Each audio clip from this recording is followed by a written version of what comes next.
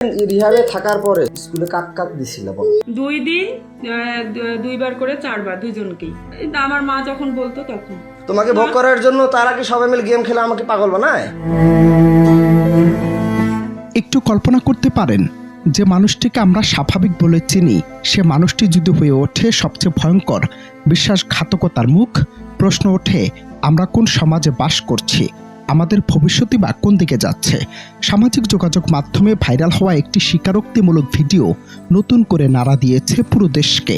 এই ভিডিওতে উঠে এসেছে এক নিষিদ্ধ পরকীয়া সম্পর্কের ভয়ঙ্কর গল্প, যেখানে শুধু একজন নয়, এক এক সময় এক একজনের সাথে সম্পর্কে জড়িয়েছেন এক গৃহবধূ। অবাক করার বিষয় হলো, ধরা খাওয়ার পর সেসব সম্পর্কের কথা তিনি নিজে স্বীকার করেছেন স্বামীর সামনে। বলো তারপর কাকে দিছে বলো? আর ওইখানকার একটা দোকানদার টুটু মুদিখানা দোকান কয়বার করছে? ওই একবারই। হ্যাঁ, তার আগে কয়বার করছিল ক? 2 বার। সম্প্রতি ভাইরাল হওয়া সেই ভিডিওতে দাবি করা হয়, ওই নারীর স্বামীকে প্রথমে মানসিকভাবে অসুস্থ প্রমাণ করে পাঠানো হয় রিহ্যাব সেন্টারে, আর সেই সুযোগে শুরু হয় একের পর এক পরকীয়া সম্পর্ক, যাদের মধ্যে রয়েছেন একজন শিক্ষক, একজন প্রতিবেশী, এমনকি স্থানীয় এক দোকানদারও। এখানে শেষ নয়, সবচেয়ে ভয়ঙ্কর অভিযোগ, সন্তানকে ঘুমের ওষুধ খাইয়ে ঘরে ডেকে আনা হতো প্রেমিকদের। পরিবার, বিশ্বাস আর মাতৃত্ব সবকিছুকে পায়ের নিচে ফেলে দেয়া এ ঘটনাই এখন প্রশ্ন তুলেছে আমাদের সামাজিক ও নৈতিক অবক্ষয়ের গভীরতা নিয়ে। বাচ্চাকে কয়দিন ঘুমের ওষুধ খাওয়াইছো?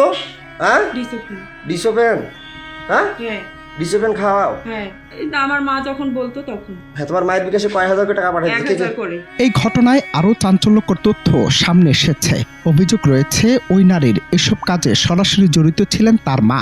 প্রেমিকদের কাছ থেকে নেওয়া টাকা পাঠানো হতো মায়ের বিকাশ নম্বরে। টাকা পৌঁছানোর পরই চলতো এইসব নিষিদ্ধ সম্পর্ক। অর্থাৎ এখানে শুধু একজন নারী চরিত্র নয়, পুরো একটি পারিবারিক কাঠামোর নৈতিক ধস যেন প্রকাশ্যে চলে এসেছে। ভাইরাল হওয়া ভিডিওটি ইতিমধ্যেই নেট দুনিয়ায় তীব্র প্রতিক্রিয়ার জন্ম দিয়েছে। কেউ ক্ষুব্ধ, কেউ হতবাক, কেউ আবার প্রশ্ন তুলছেন, এ সমাজ কি আদৌ নিরাপদ? তোমার মা প্লাস তুমি ওইগুলো করতা। তাড়াতাড়ি বলো, তাড়াতাড়ি বলো। 6 মাস 8 দিন এর আগে তুমি 1 বছর থেকে বাবার বাসায় ছিলা। মফিদকে কয়বার দিছো? মফিদের কথা বললা না? ওকে 2 বার।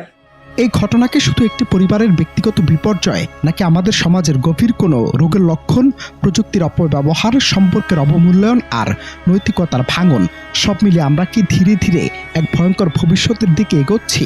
ভাইরাল ভিডিওটি সত্য হোক বা মিথ্যা, একটি বিষয় নিশ্চিত, এমন ঘটনা আমাদের নতুন করে ভাবতে বাধ্য করেছে। বিশ্বাস, পরিবার আর মানবিক মূল্যবোধ, এসব কি আজ শুধুই শব্দে সীমাবদ্ধ?